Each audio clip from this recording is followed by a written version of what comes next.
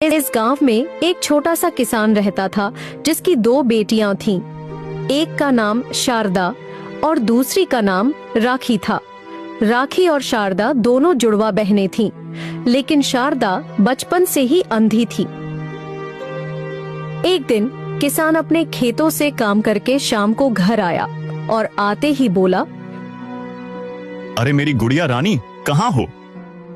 तभी अंदर से राखी निकल कर आई।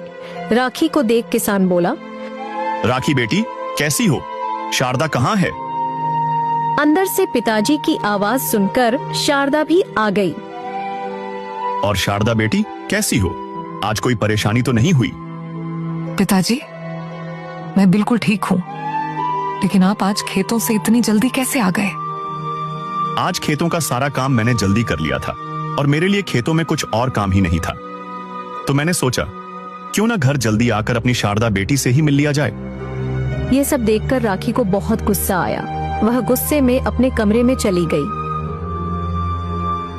अब बस बहुत हुआ।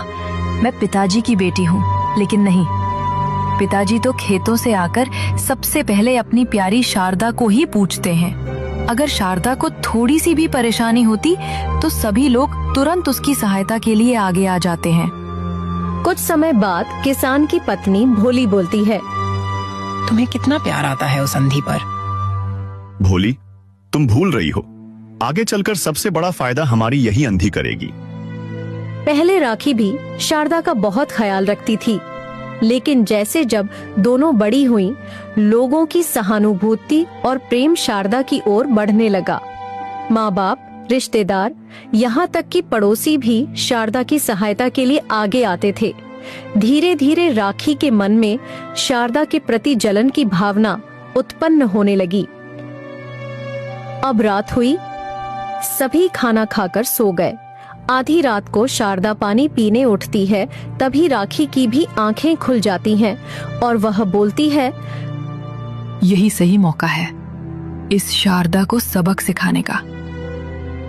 इतनी रात में करूं क्या जिससे शारदा को परेशानी हो। अब सुबह होती है। किसान और उसकी पत्नी किसी काम से बाहर जा रहे होते हैं।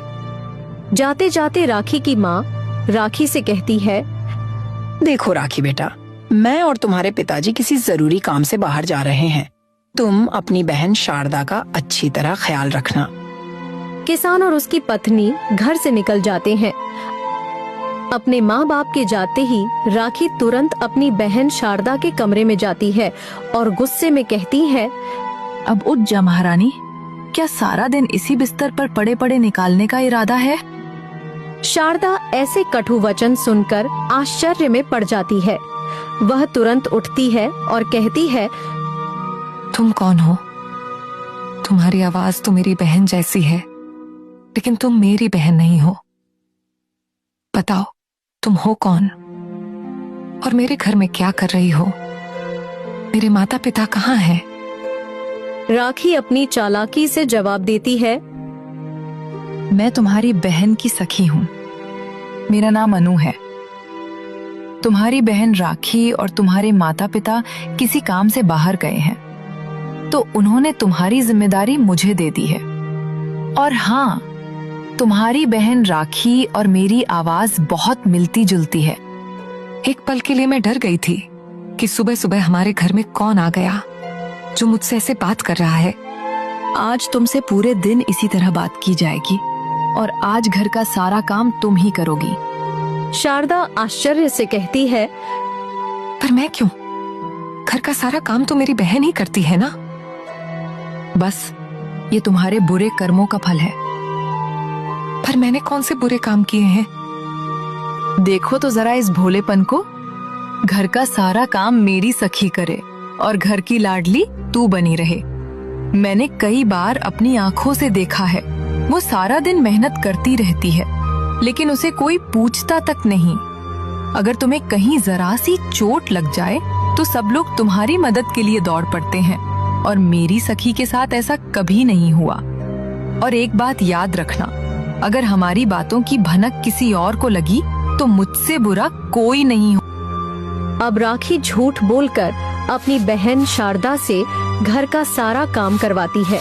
दूसरी तरफ किसान और उसकी पत्नी भी अपने तांत्रिक बाबा के पास पहुंचते हैं। उन्हें देखकर तांत्रिक कहता है, तुम दोनों इतने वर्षों से जिसका इंतजार कर रहे थे, वो पल अब आने वाला है। कुछ ही समय में शारदा के लिए गांव का सबसे धनवान लड़का आएगा और वो शारदा से विवाह करेगा। तांत्रिक की बातें सुनकर भोली बहुत खुश होती है और अपने पति से कहती है, अब हम धनवान होने वाले हैं। अब वह दोनों खुश होकर अपने घर के लिए निकल जाते हैं।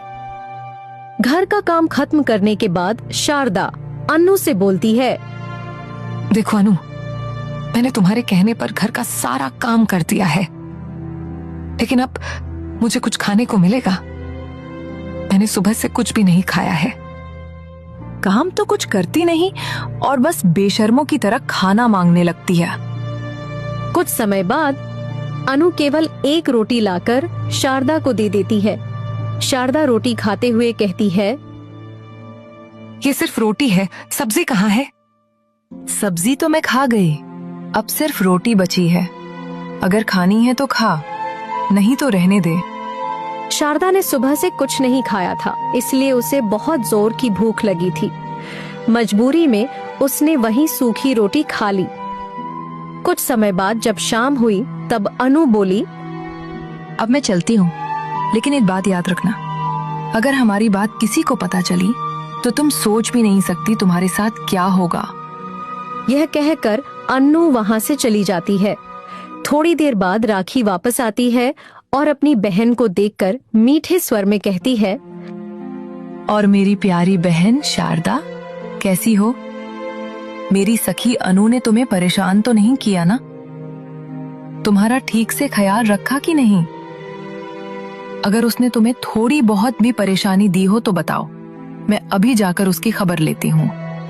पहले तो शारदा कुछ देर तक चुप रहती है, फिर धीरे से कहती है, बल्कि मुझे तो उसने कुछ करने ही नहीं दिया।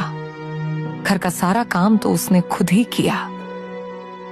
कुछ समय बाद शारदा के माता पिता भी घर लौट आते हैं। शारदा का मन बहुत कर रहा था सबको सच सच बताने का, लेकिन चाह कर भी वह किसी को सच्चाई नहीं बता पाती। रात होती है, सब अपने अपने कमरे में सो जाते हैं। शारदा बिस्तर पर लेटी लेटी सोच रही होती है, मैं सच किसे बताऊं जो मेरी बात पर यकीन भी करे। सुबह होती है। किसान प्रेम प्रसाद खेतों की ओर चला जाता है। कुछ देर बाद शारदा अपनी माँ से कहती है, माँ, मैं अपनी सखी मीना के पास जाना चाहती हूँ। बहुत दिन हो गए हैं, मैं उससे मिली नहीं हूँ।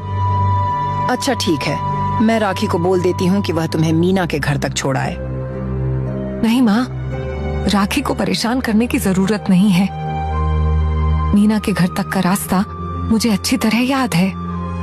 अब शारदा मीना के घर के लिए निकल पड़ती है। कुछ समय बाद जब वह मीना के घर के बाहर पहुंचती है तो कहती है, अरे कोई है जो इस अंधी लड़की की मदद करे? इतने में शारदा की सखी मीना बाहर आती है। उसे देखकर बहुत खुश होती है और कहती है, अरे शारदा, इतने दिनों बाद कैसे आना हुआ? अरे सब कुछ बाहर खड़े होकर ही पूछेगी या घर के अंदर लेकर भी जाएगी? शारदा, मुझे माफ कर दे। तुझे इतने दिनों बाद देखकर मैं इतनी खुश हो गई कि तुझे घर के अंदर ले जाना ही भूल गई। मीना शारदा को अपने कमरे में ले जाती है और पूछती है, अब बता शारदा, इतने दिनों बाद कैसे आना हुआ? मीना मेरी सखी, आज मुझे तुझसे एक बहुत जरूरी बात बतानी है। अब शारदा मीना को कल जो कुछ उसके साथ हुआ था सब बता देती है। मीना थोड़ी देर सोच में पड़ती है, फिर कुछ देर बाद बोलती है, मुझे पता था कि तुम्हारे साथ एक दिन ऐसा जरूर होगा, और मुझे ये भी पता है कि कल जो लड़की तुम्हारे घर आई थी, जिसकी तुम बात कर रही हो, वह कोई तुम्हारी बहन की सखी नहीं थी, बल्कि तुम्हारी खुद की बहन राखी थी। ये क्या कह रही हो मीना? भला मेरी बहन मेरे साथ ऐसा क्यों करेगी? क्योंकि तुम्हारी बहन तुमसे जलती है, उसे तुमसे ईर्ष्या होती है। मैंने उसे कई बार देखा है, वह मन ही मन तुमसे जलती है और रही कल की बात, मैं कल तुम्हारे घर के बाहर से जा रही थी। मैंने देखा कि तुम काम कर रही थी और तुम्हारी बहन तुम्हारे सामने खड़ी मुस्कुरा रही थी। जो कुछ तुमने बताया उससे साफ साबित होता है कि तुम्हारी बहन तुमसे ईर्ष्या करती है। अपनी बहन की सच्चाई जानकर शारदा को बहुत दुख होता है। फिर वह अपने घर वापस लौट आती है। कुछ दिनों तक ऐसा ही चलता रहता है। शारदा चाहती तो अपनी बहन की सच्चाई माता पिता को बता सकती थी, लेकिन उसका दिल बहुत बड़ा था। उसे पूरा यकीन था कि उसकी बहन एक दिन सुधर जाएगी। कुछ महीनों बाद शारदा का विवाह राजू नाम के एक धनवान युवक से हो जाता है। शारदा अब अपनी ससुराल चली जाती है। राखी के सामने जब शारदा की शादी पहले हो जाती है तो राखी को बहुत गुस्सा आता है। वह अपने माता पिता से कहती है, ये आपने बिल्कुल ठीक नहीं किया माँ और पिताजी। मैं शारदा से हर चीज में बेहतर हूँ, सुंदर भी हूँ, घर का सारा काम भी कर लेती हूँ और मुझे तो सब कुछ दिखता भी है। मैं अंधी भी नहीं हूँ। फिर भी आपने मुझसे पहले उस शारदा की शादी कर दी। बेटी, ऐसी बात नहीं है। राजू शारदा की सच्चाई, ईमानदारी और उसके उदार दिल से बहुत प्रभावित हुआ था, इसलिए उसने शारदा को चुना। यह सुनकर राखी गुस्से में अपने कमरे में चली जाती है। उधर भोली कहती है, इस राखी का भी किसी धनवान लड़के से जल्दी विवाह हो जाए, फिर इसके पति को भी राजू की तरह मारकर सारा धन हमारा होगा। दूसरी ओर शारदा अपनी ससुराल में अपने कमरे में होती है।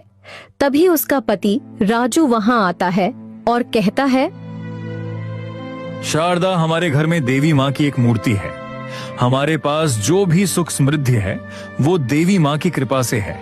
अब तुम्हें भी देवी माँ की अच्छी तरह सेवा और देखभाल करनी होगी। इतना कहकर